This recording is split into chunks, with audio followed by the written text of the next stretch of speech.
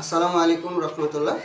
রক্তফোঁটা blood foundation Dinajpur এই সংগঠনের নেতৃত্বে আমরা এই ভাইজানের রুগীকে ও পজিটিভ রক্তদান করছি।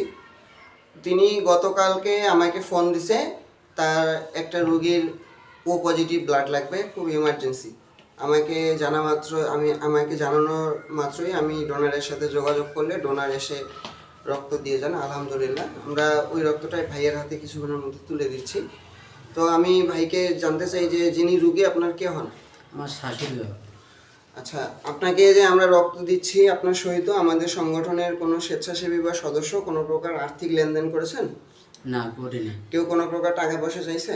না, করিনি। যে আমরা স্বেচ্ছায় মানুষকে রক্তদান করতে সহায়তা করি, কোনো মানুষ টাকার অভাবে চিকিৎসা করতে না পারলে তাকে চিকিৎসা করতে সহায়তা করি। পরবর্তীতে কোনো প্রকার আর্থিক লেনদেন থেকে বিরত থাকবেন এবং আমাদের উদ্দেশ্যে কিছু বলতে চাইলে বলতে পারেন, যেন পরবর্তীতে আমরা এবং আমাদের রক্তদাতারা উৎসাহিত হয় রক্তদানে।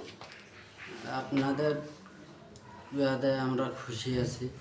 আপনারা পরবর্তীতে যে আপনার এই সুযোগ পাই, আপনারা যদি হতে পারেন, সুযোগ সুবিধা করেন, ওনার বিপদের সামনে যে আপনারা দাঁড়ান, এটাই আমাদের। যে অসংখ্য ধন্যবাদ আপনাকে।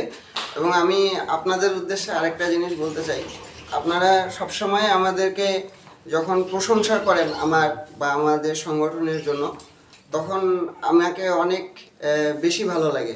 আমি অনেক আনন্দিত হই যে এই ভাইরা আমাদেরকে প্রশংসা করছে। এবং আমরা তো সেই লেভেলের আসলে সব কিছু জানি না, আমি ছোট ক্ষুদ্র একজন মানুষ।